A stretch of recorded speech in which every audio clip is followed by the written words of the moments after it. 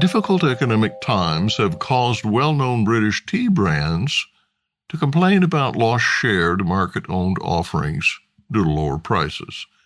But a blind taste of storied blends, including PG Tips, Tetley, Twinings, and Yorkshire tea, came up short when compared to Asada, Sainsbury's, and Waitrose. The tastings, organized by Which, asked an expert panel of 79 experienced tea drinkers to sample 12 teas and assess aroma, appearance, mouthfeel, and aftertaste. Which writes, quote, "Big teabag brands tend to have loyal followings, but our taste test reveals it's worth trying supermarket-owned brand options, as you might be pleasantly surprised by what you discover. Asada took the top spot, and it's half the price per cup of big brand options." End quote. Tasters awarded Asada's everyday tea bags a 72% on a scale of 100, noting the retail price of 52 pence per 100 grams, or 2 pence per tea bag. Quote, "Our tasters gave it high marks for aroma and appearance, and more than 2/3 thought the color was just right. They also liked the mouthfeel of this tea and its bitter tea twang. A majority thought the flavor was spot on," writes Which. Sainsbury's red-labeled Tide, Tetley, and PG Tips for second place. Private label Aldi, Waitrose, and Co-op 99 blend Fair Trade tea tied with Yorkshire tea for third at 70%. Teas from Tesco and Twinings received the lowest scores at 67%. Euroweek News reported, quote, "The competition was tight with just a 5% difference between the top and bottom scores," end quote. All the supermarket teas displayed either Fair Trade or Rainforest Alliance logos comparable with the bigger brands.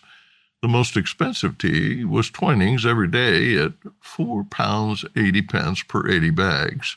Yorkshire was priced at £3.30 per 80 bags, and Tetley and PG Tips sell for £3 per 80 tea bags. The supermarket teas were priced from 1 to 2 pence per tea bag, or £1.25 for 80 bags. Business Insight. High food inflation has accelerated sales of private label offerings. Retailers are investing in food and beverage microfactories to lower costs and improve quality.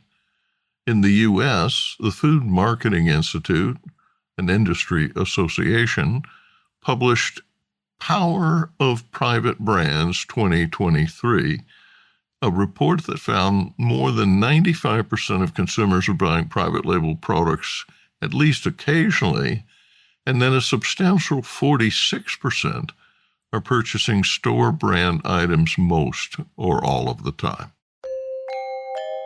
U.S.-based Bigelow Tea is constructing a 265,000 square foot tea production, packaging, storage, and distribution facility near Louisville, Kentucky. During groundbreaking ceremonies, Cindy Bigelow, Chief Executive Officer and President of Bigelow Tea, praised Senior Director of Engineering John Bruns, quote, "for his commitment to talking to almost every employee over the last 2 years to ensure that this facility is built to include everyone's needs," end quote. The $70 million facility is located on a 20-acre plot, which allows for future expansion of 75,000 square feet as needed, according to a Bigelow press release. Local capacity will double to 2.2 billion tea bags annually, said Bigelow. The site work begins immediately, with the main construction after the first of the year and completion in 2025. The Connecticut-based tea company operates 3 manufacturing facilities in the U.S. The new facility will include 25,000 square feet of planned office space and is located about a mile from the company's existing facility, which has been in operation for the past 30 years.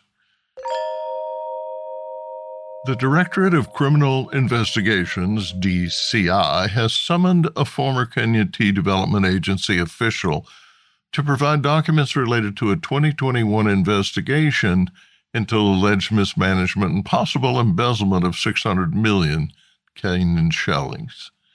During a meeting inducting newly elected KTDA directors, President William Ruto said he would investigate a forensic audit report alleging misconduct during former President Uhuru Kenyatta's administration. Last week, Kenya's DCI Economic Crimes Unit summoned Dr. John Kennedy Omanga, a former company secretary at KTDA. DCI is seeking previously undisclosed documents dating to a 2021 investigation. Omanga was fired by KTDA in July 2021. Financial irregularities were documented in a confidential 130-page report compiled by forensic auditors from the Attorney General's Office, the National Intelligence Service, and the Asset Recovery Agency.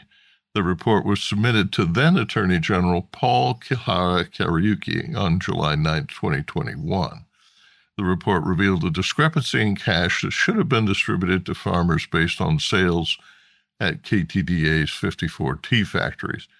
KTDA engaged in money-losing real estate deals and paid outside lawyers $101 million for work that could have been done by in-house lawyers, according to the report. The audit report also revealed that a potential 3 billion Kenyan shillings remained in accounts at 2 commercial banks. No charges were brought in the case. Enos Njau, the newly appointed KTDA chairman, told The Nation he hopes to recover millions of shillings lost before he assumes office for a second term. Quote, "As a board, we want farmers to get back their money," end quote, said Njau.